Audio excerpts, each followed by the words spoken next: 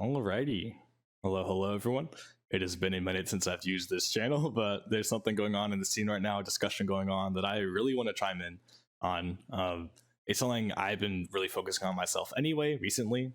In general, I've been trying to get back on the train of improvement. I've been in the highest level world for a long time now, and have really been struggling to break into top level. So I've been in general trying to focus on how to actually improve. How can I stop plateauing, get better again, and cross this barrier into being a truly good player? And over the last few days, a conversation has been emerging within the scene about this topic, and it's been very interesting. I've been really following it, and I want to offer some thoughts on it as things I've developed. Chara beat me to this in making a discussion video of his own earlier today that I've watched. It's very good. I still want to make mine anyway because I think Chara has some different perspectives from me. I largely agree with the things that he's talking about, but he does comment on things that I think are either a little bit outside of my scope or also things that I don't think are the most important to focus on from my personal perspective, or rather things that I want to contribute that are not quite connected to the things he's talking about. He says a lot to do with the differences between the Japanese scenes and our scene, the differences in metas and compositions and stuff, which is also largely what this original thread that I'm going to showcase a little bit talks about. That really started this conversation. That's originally Fuzzy's thing.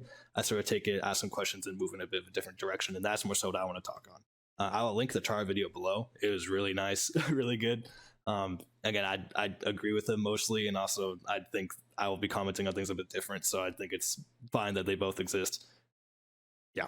Anyway, to start this, I'm not going to read through this entire thread, but I'll link all the threads I look at down below if you're curious to check them out. But basically, Fuzzy is commenting on differences between, again, play styles, weapons, stuff like that between the Japanese scenes, especially the top and in the West. And in particular, in this one, he's talking about Squeezer being picked in Japan so commonly, it's basically essential at top level, whereas in the West, that's really not the case at all.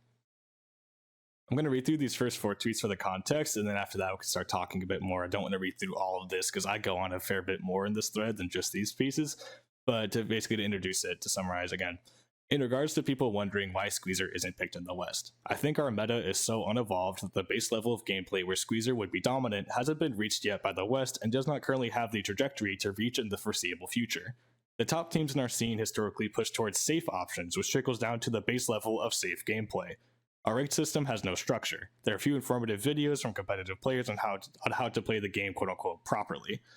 This leads to a vicious, horrible cycle of horrible ranked experience, into high-level players growing disgruntled, into low-level players having nowhere to look to learn, to everyone spamming Last Ditch Efforts suction bombs and Zukas, hoping it'll carry them to the new era 3k XP. The only option I think that can somehow save us is to improve the base level gameplay by giving them the proper tools to learn, therefore increasing the skill of everyone over time. It really starts in my generation, and we let everyone down by gatekeeping our strategies. For a bit more context here as well, Fuzzy's not just some random guy. He is formerly a top player in Splatoon 1 and early parts of Splatoon 2, and ever since then, even if he's not actively competing like he used to quite in the same way, he does still hang out a lot in top level circles and is also just constantly studying the game, both Japanese gameplay and Western gameplay. He knows what he's talking about. He's qualified to talk about these things. He's not just some random dude. So keep that in mind as well.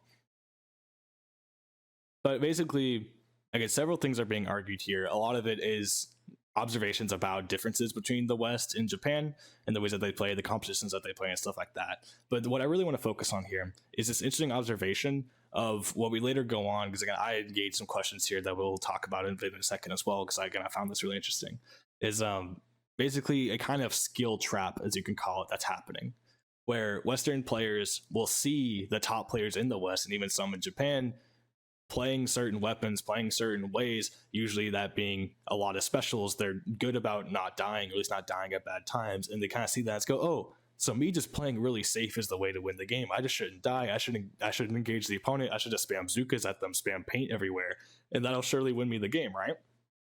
And in a way it does. It's not a bad way to play the game. It'll get you some pretty decent results for quite a while, but it does cut you off. There's only so far you can go with this kind of gameplay. And that's where I want to go on to next. I'm not going to read out all of this. It goes on some tangents, some very interesting tangents. I highly recommend reading through this thread if you're curious.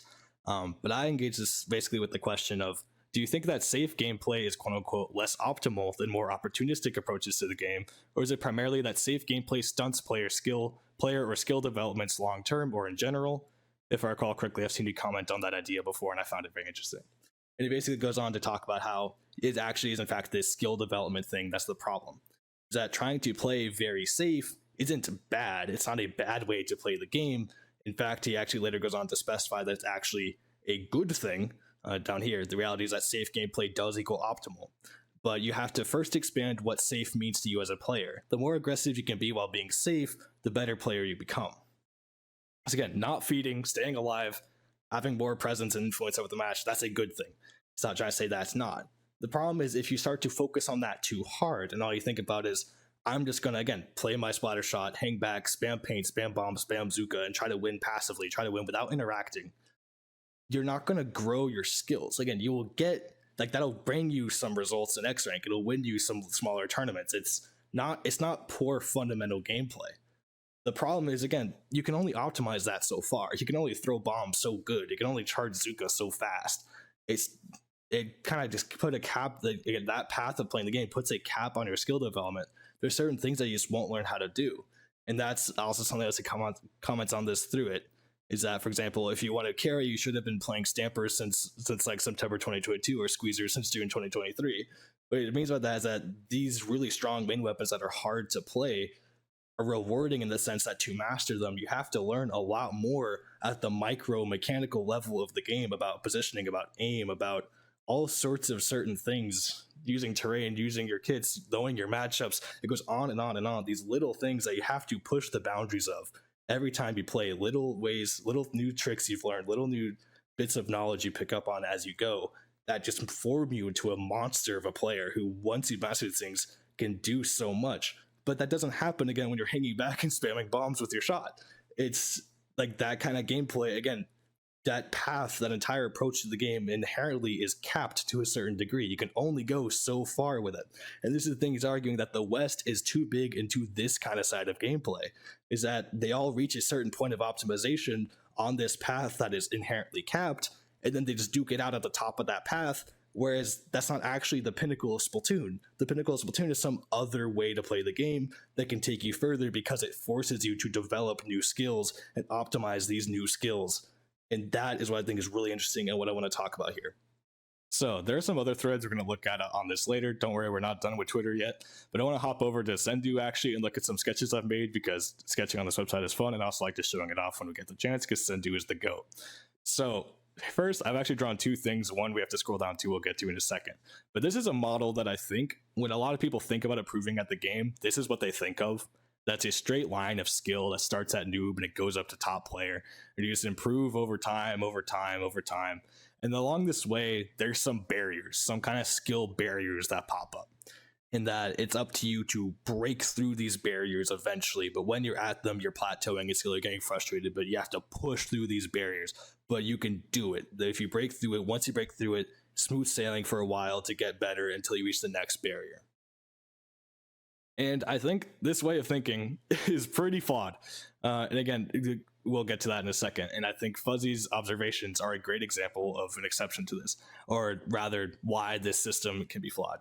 I do also want to say, in terms of the Splatoon community, this is a separate thing that I think is too much to talk about in this video, and I also do think in a way it plays a part in what we're talking about, or what we will talk about, is that I think this kind of system does to some extent exist, but it has nothing to do with actual skill development. Rather, these kind of barriers, I think, are gatekeeping of resources, because the student community is great about dividing itself up based on skill level. There's certain tournaments that only low-level players can be in. There's certain tournaments that only high-level people can be in. There's certain resources only high-level people can have, like the plus server. It goes on and on and on. These certain private resources, skill-capped or skill-floored resources that are just, we divide up the community into different sections. We have this idea that there's a definitive low level, a definitive mid level, a definitive high level, a definitive top level. And that's our own doing. And that can make this sort of feeling of this. It's like, yeah, by you winning low ink, you've quote unquote definitively broken the barrier of low level and have forced yourself into mid level, quote unquote. That's our own community structure.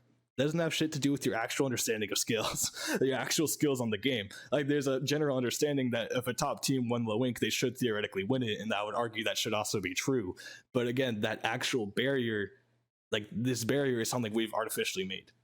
That's not actually like, you don't exactly gain basically you don't like win low wink and then suddenly become a 10 times better player.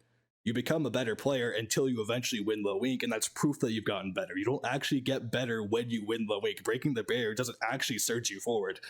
You just eventually pass it, because again, it's not a skill barrier, it's a community barrier, it's a resource barrier. What I think actual skill development looks like, and again, what I think Fuzzy's thing talks about so perfectly, is something a lot more like this, where in general, your skill is going up over time the higher up this path you go. But notice, this isn't a straight line. This also isn't one path. We have a lot of branching paths, and on each of these branches, one path goes forward, and one goes forward for a bit, and then caps out. And this is what I think is a lot more accurate, and I want to get to several examples of this. One is exactly the thing that Fuzzy is talking about, where we can look at, like, for example, high-level Splatoon in the West, where a lot of people play this very safe shooter-heavy playstyle. There's a lot of paint, a lot of specials, and a lot of like certain weapons aren't being touched, certain things aren't being explored. So you get things like high-level, like for example, let's think about your average weekly, your SOS, your paddling pool, these kind of tournaments where you don't have top teams entering it, but you have a lot of these higher-level teams. They're all duking it out, and they all play a similar way. They're all playing 52 shot, zap, something else. These kind of just very skirmishy teams, these pickups of solid players who are good mechanically. You're kind of just running in and fighting each other. These people are all around one cap. They've gone down one path. Again, the path that Fuzzy is talking about, of we paint with shooters, we do these certain things.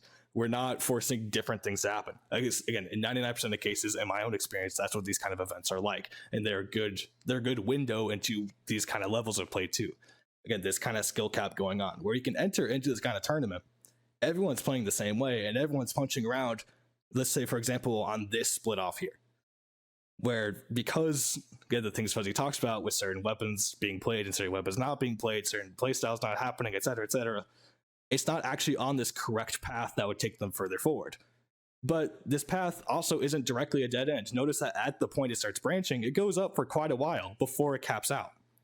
So you can enter into this tournament, and two hypothetical teams could be playing the same comp, playing the same mentality, who have both gone down this fork of the road, but one could be right near the cap, and one could be just at the start of it. And the team that's higher up here is still theoretically better at the game. They're just now hitting the cap, while another team is still far away from hitting the cap. So this team will be the one that wins the event. They'll be seen as better, and these people that just lost to it will be like, oh damn, I want to be like the team that just beat me. I need to do what they're doing. And they continue down this path to getting capped out harder. So that's the sort of trap that's going on here, is that you don't take a wrong turn in the road and immediately realize, damn, the way I'm playing the game is bad. I need to fix this. If anything, you can get lured down this by other teams who are here, because again, teams can be better than you later down this path, but they don't realize that they're capped yet, or all sorts of things can go on. Again, the thing people come down here don't realize that they're going to get capped. These are what the skill traps actually look like, and why it's so hard to pick up on, and why Fuzzy's saying stuff like this. Is that we don't actually realize, when we're the players here at the moment, that this is what's happening to us. There's a completely different way that we could diverge, a different weapon we could play, a different kind of team comp we can try, a different kind of mental flowchart entirely that we can adopt that we haven't done yet, because this is what other people before us have done. This is what the people who are beating us in tournaments are doing, so on and so on. And that leads us to our next thread. So here we have this original tweet. I don't know exactly what's going on here. I don't really care too much about it. Someone's kind of pointing out people being ungrateful about top teams, top players, etc., etc. I don't care too much about that. What I care about is Ren and the thread that comes after this. So Ren introduces this with, honestly, at this point, there are so many resources for players below a top level that it really comes down to who is willing to humble themselves and put in the work. I'm shocked we haven't seen too much new blood, but every once in a while you'll see a player skyrocket because of this. And so, and I know pretty well, Korean chimes in with genuine question, what resources are you referring to? And to which Ren responds, basically VODs, Twitch, OpenRec, YouTube, etc. These are VODs, basically recordings of players, of good players playing. These resources exist and you should watch them.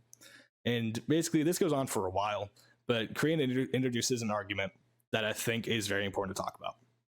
And that's that, basically, to start with it, and we can summarize. I mean, yeah, there's VODs you can watch, but I feel like there's so little discussion. It's one thing to watch a Melon VOD, Melon being the highest XP player of all time, 5k XP in Japan, insanely good player. It's one thing to watch a Melon VOD and see him win, but I feel like most people will watch it and not fully understand why what he's doing actually works and only learn surface level things. Also, in general, playing with and against better players is one of the best ways to improve in any game, but there's so much gatekeeping. A mid-level player can study VODs for hours, and then their best way to test their new ideas is versus Agent 8, the C Junior main, and X-Rank. Very funny point. But this basically goes on to talk about, again, more stuff about VODs. Or was the actual Ren point? Yeah, and then Ren goes on to basically talk about the idea of looking at VODs and what you can take away from it. I'm not going to read out all of this. You know what? I will. I will actually read out all of this. You don't need to know all the answers at once. You need to build your knowledge base with study and practice. A scripted video or something may give you a portion of the info you are looking for, but it's nothing compared to studying top VODs. You don't need to immediately know why. You just need to know what they're doing and then feel it out for yourself and work out a why. You take the material and just learn the game yourself, and ask questions based on that, using the path that hundreds of thousands of hours put into getting top skill level to where it is right now. There's simply no excuse for the average player. Aside from the quite backhanded tone to this that really upsets me, especially again as a top coach saying this, I respect Ren, but bro, what you saying here? Anyway, the main point being made here is that by watching VODs from really good players and picking them apart and taking good notes and asking yourself questions about it, you can pick apart the gameplay of these good players and realize what's going on. It'll be a slow process of trying different things from them. Again, trying to implement these things, and then on your own trying to figure out, oh, so when I did this, the top player did this, so I did it in my own games. In this case, when I did it, it was really good. In this case, when I did it, it was really bad. So they probably do it for these certain situations that it felt good. And kind of this process of implementing, again, this knowledge you see, different ideas you see over time, and just kind of working it out. And I both agree and disagree. The point that I think is really being made here, that I think is also very valid, is that it is not up to top players to get upcoming players to improve like for them. We can't, I say we, I'm not a top player, I am a coach, is we cannot take people who want to improve and do the improvement process for them. They need to put in their own work to start understanding certain things and to actually develop the skills and implement these skills themselves. And that especially in a game like Splatoon that is so context-based, there's really too much stuff that only experience can teach. I think that is really what's being said here, and I do agree with that.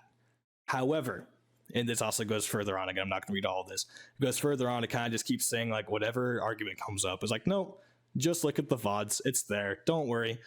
That is my problem, because this kind of thing can happen. And we're also going to get to this third thread in a second. But first, I want to talk about this. Again, what Korean's argument really is, and in that what I think is valid about it, is that you can't just look at what good players are doing, copy what they're doing, and expect it to work well every time. And that's because you probably don't actually recognize the amount of stuff that's going into what they do and why it works well. Again, to even call back to the original thing Fuzzy is saying, people look at top players in the West, people look at top players in Japan, and they see, oh, they don't die a lot and they get a lot of specials. So surely if I just don't die and spam specials, I'll become a top player too, right? Wrong, skill capped. You fall into this trap. That's how they come up. So that's exactly, again, the point being made here. You can look at a Melon VOD and be like, wow, he gets so many kills and doesn't die. I just need to live, and I just need to practice my aim and become a mechanical god so I don't lose my fights, and then surely I'll be a top player too. And sure, that's like, not dying is good. Having good aim is really good. These things will take you to a certain extent, but only so far. So copying only certain things you see without understanding the full context is the perfect setup to fall into a different trap. Now, hypothetically, again, let's just take this one for example. Let's say at this point, someone felt stuck or whatever. They felt like they had multiple options to take. They didn't really know quite what to do with themselves next as a player. So they went and watched a Melon VOD.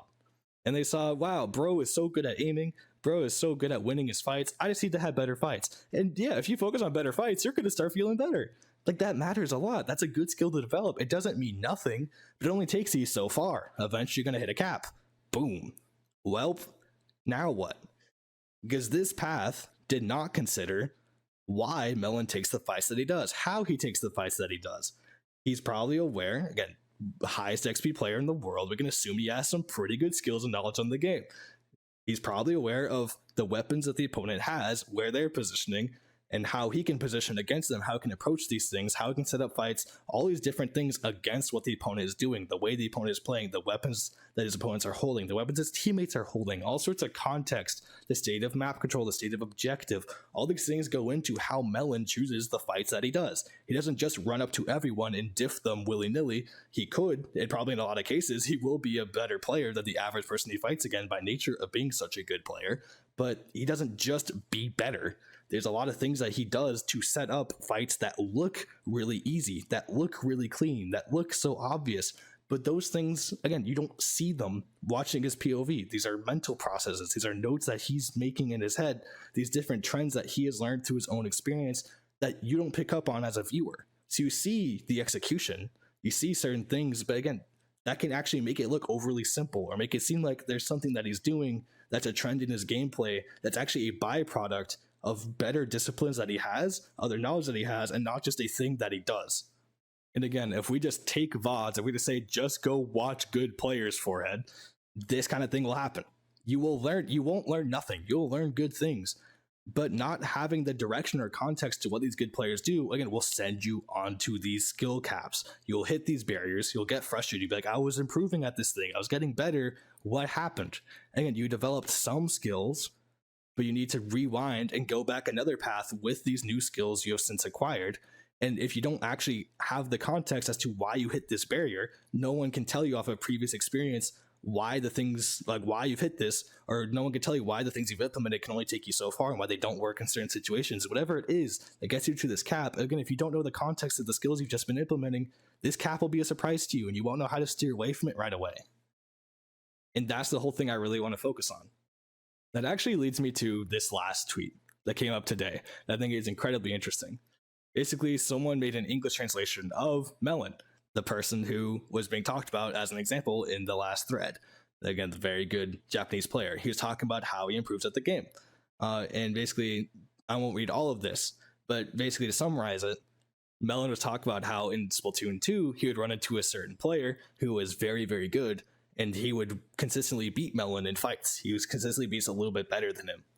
So for two things. First of all, Melon was already good at the game at this point. He wasn't the god he was, and he says this helped him become the god. We helped him actually start winning events, to actually start getting insanely good X power. But he was already like good at the game. He wasn't a noob at this point, and one VOD if you made him a god. The second thing too is that by him, he found the player who was personally beating him up. That's the first big thing we're going to come back to, is that he was personally losing to this dude.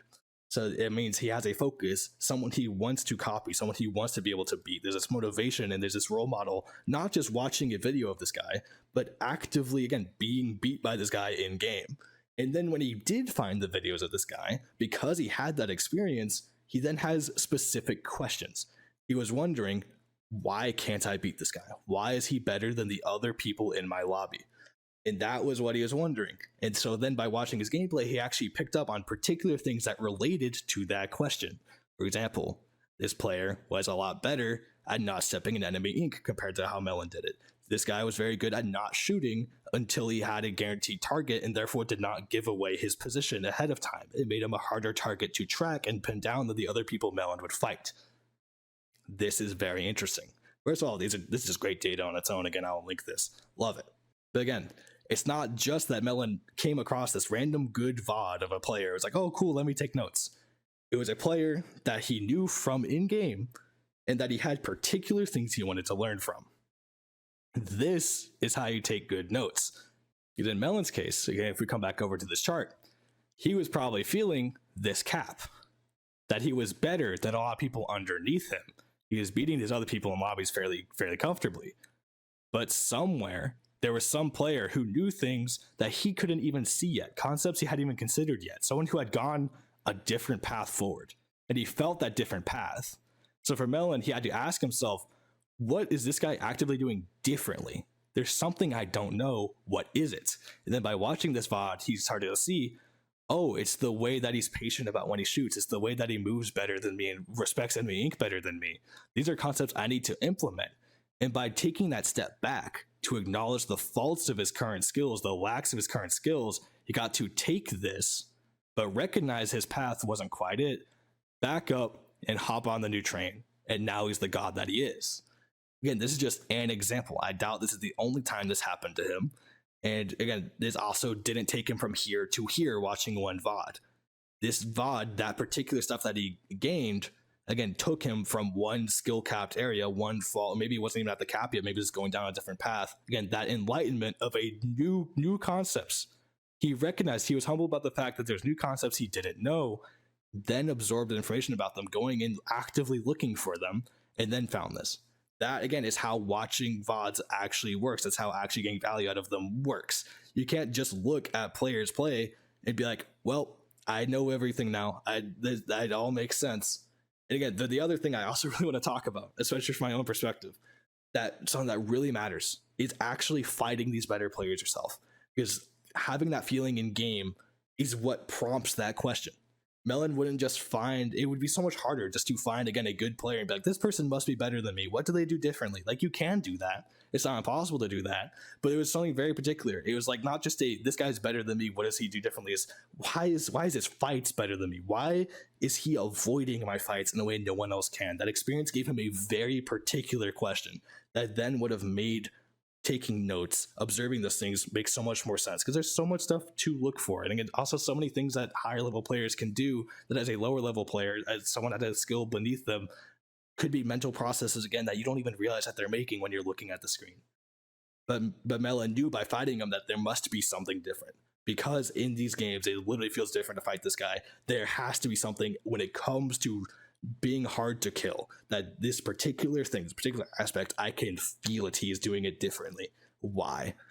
And this kind of thing does not happen in the West. And again, I can talk in this a lot of my own experience. And this also comes back to the skill cap thing I was talking about, the skill barrier thing, the resource barrier thing I was talking about before, with how we divide the scene up.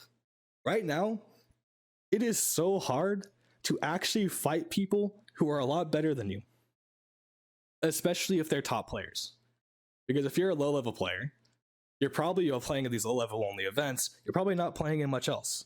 If you're a top player, you're not really playing in weeklies, you're only playing in the occasional major that pops up or the send you invitational once a season.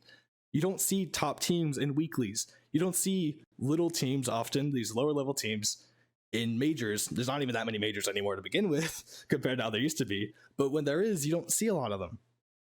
Compare that to, and I'm a boomer, I've been around for a very long time.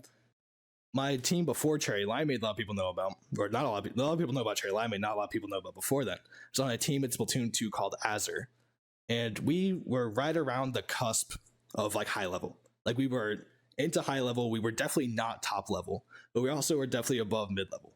We were kind of in that area. Sometimes we would kind of seem decent against top teams. Sometimes it would be a little bit tough against other high level teams. We're kind of inconsistent a little bit, but generally floating around that high level space. But how did we know that? Because there was so many majors back then that were open. So many teams would enter. We would fight. There'd be, like 100 teams in an online tournament, online major, 50 teams, 100 teams. And in those first waves, we would fight mid-level teams, we'd fight low-level teams, and we'd just mop them. Easy. Don't even have to think. We're obviously way better than these guys. Then you get into top 16, and you're fighting plus 2 level teams, plus 1 level pickups, and it's extremely tight. So we're like, okay, so these lower level disorganized pickups of really high level players from the plus server we're really close with. Okay, that's great. And then we might beat them, get into top 8, and then or the round of top 16 or something. And then boom, we're fighting FT win. We're fighting a literal top team. And then we get swept. Boom, we're obviously not a top team. But so first of all, several things happen. It becomes very obvious where you stand because you're fighting such a wide array of players and opponents in a competitive setting where everyone's trying really hard often. Another thing, again, we are actively not just being told that we're not a top team, not just looking at these top players and being like, damn, they look better than me, I guess they're better than me. We're literally getting it proven to ourselves by getting our ass beat in a tournament. And the third thing is the frequency of that. That literally, in these events, these are happening every month, every 2 months, we're playing these kind of events that so frequently, we get to test ourselves against other high-level teams. We get to fight top-level teams. We get to see we get to feel how those sets are different. these other teams that we're fighting, these other teams that we're beating, or even other high level teams that we're losing to, but not quite as badly, or losing to in different ways. You get to actively feel personally in game that experience of facing these different players, these different levels of players and teams all the time. That does not happen in the West anymore. Again, that is exactly what Melon's thing here is as well. He got to fight this really good Splash player, and that guided everything for him. Okay, now there's several ways I want to tie this into what we're talking about before. One is I want to come back to this Ren and Korean thread. Again, something about it that made me quite sad. Again, they were kind of exchanging for a while. It ended up at a point where Korean is talking about trying to get practice against teams that are better than you. I mean, you can get scrims with teams or even with, but I personally wish there were easier ways to play against people that are better than me. At least though, and also Korean used to be a pretty decent Smash player, by the way. At least when I played Smash, I got the best practice when a better player would just beat me for hours at a time. And Ren responds, then ask people that are better than you, unless you want to get stepped on by top teams, in which case that's probably not respecting their time, lol. This is a problem, baby. Now, why is this a problem? Multiple things. One, context for here is just kind of funny. Again, Ren used to be the coach for Jackpot. Jackpot went boom due to recent events. I imagine, unless you've been under a rock, you've probably heard about it. Don't worry about Ren, though. Ren is good. But personally, again, I don't want to start shit over this. Just for the record, Jackpot did have a bounty event a few months ago where they were so desperate for practice before Worlds that they actively put out a cash prize for anyone who would fight them and beat them in a best of 7. My pickup for LTC asked about doing that. The pickup, which, by the way, was all high-level players, and that also then went on to get 4th at LTC, which is the biggest LAN in the West of all time. So we're not nobodies. Jackpot turned us down for being too bad to be worth their time. Jackpot then later proceeded to mauled publicly on Twitter about how no one took their offers and that they couldn't find practice even if they put money on it. So top teams, I ask of you, if we're so upset that better players, that new players aren't getting better enough to fight us and be worth our time, but we also don't think it's worth our time to help them get better, then what the fuck? Anyway, there's something else I want to talk about here. And that's also how Ren talks about how fighting anyone who's better than you should be the same. If you're a mid-level player, fighting a high-level team should be just as enlightening to you as fighting a top-level team. And to sort of round this out, I want to come back to this branching model I have and say yes and no. If I, for example, hypothetical, if I'm a mid-level player and I'm down here, there could be people who are seen as better than me, as high-level players, who are on this branching path. And they could beat me up, and they could teach me some things, and I could copy the way that they play. And I can get better, and then I can fall into the same cap. And you could say yes, by studying them, by practicing with them, and by learning from them, I did go from something lower to something higher. But you could also see, hey, I am skill capped now, and when I go fight top teams, not only are they still way better than me, and the high-level people that I was previously learning from, but they're also on a completely different path of the game than I am. And by comparison, if I was down here, sure, these top teams literally dumpster me. They are so much better than me. But I start to see things sooner that are down. Again, I could have gone to this point naturally and taken a wrong choice. I could have gone to this point naturally and taken a wrong choice. But instead, if I'm already copying concepts that people who have made several better branching path decisions than me, or have made the mistakes and then adjusted them, I get to skip over both of these incorrect forks as I get to them in my skill development, because I've already learned from these top teams that there's concepts here that they're doing that I've started to pick up on that naturally steer me away from these poorer decisions, these poorer skill traps.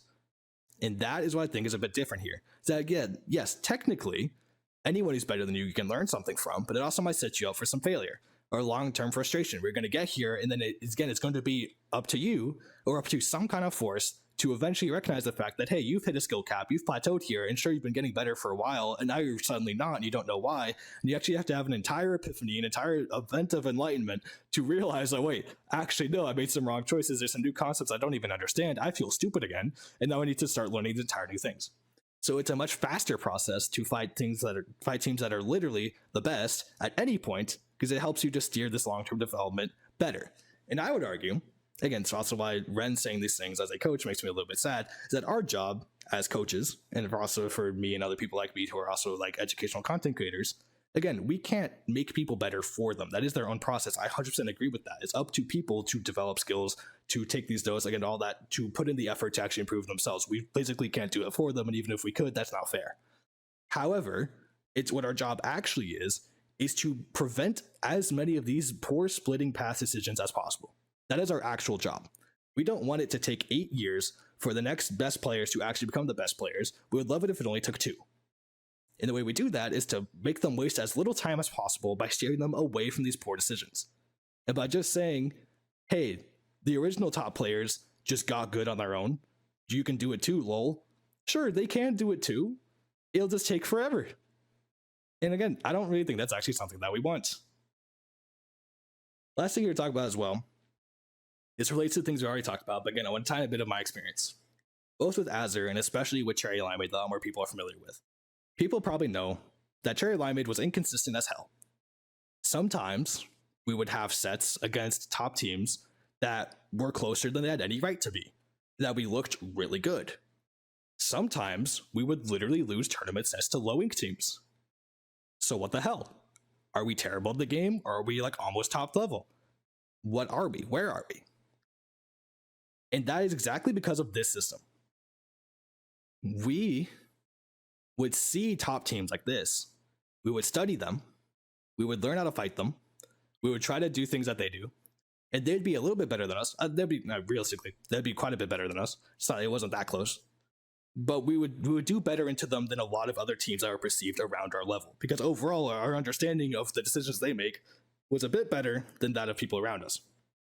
However, other people, other teams that were around that high level mark, who were all on different paths, different ways of playing the game, that we were not on, sometimes would just beat us because the skills that we need to beat these players and to match into their completely different way of playing and to get up this far, to actually match well into them, actually beat them, again, it's a completely different journey. So we had 2 balancing acts. We saw, again, I won't pretend we were fully in line. There's a lot of things we still didn't know, but we had a better sense, I believe, of some of the decisions, some of the philosophies that higher level players had at the top, and wanted to try to learn those as we went. But that also meant that by us focusing so hard on that, we neglected a lot of other things that other players that were perceived as better than us or around our level would do on these different branching paths. And again, that's a completely different environment of the game. Just as Fuzzy is saying, this is a shooter spam world, a bunch of short range shooters, mechanical crazy crackheads who make like just absolutely risky decisions all the time and just mechanically check you. And top teams are way more disciplined, completely different weapons, stuff like that. To beat both of these different kinds of teams, different kinds of players, you have to play 2 completely different ways. So we could either try to become consistent and learn how to fight these people, and then fall into the same trap and be like, damn, we're trapped, this sucks. Or we could try to actually contest these top teams, but they're so far away that process is realistically impossible to just jump to them overnight. It takes forever. All the while losing to people who are in different skill caps and questioning, are we actually stupid? Are we actually just playing the game wrong? And is everyone else who's beating us actually correct? So literally, there was kind of no winning. Is that we could see this path, again, and try to beat top teams. And also, again, we did do a lot of stupid shit. I won't pretend that we were exactly right. That's not what I'm trying to say. Limeade died for a reason. But the general philosophies, general things we're picking up on, I do believe some of the things we had were pretty good. But again, we were losing to people who were on different skill caps that were technically, quote unquote, higher level than us and quote unquote playing the game better than us because their results were better.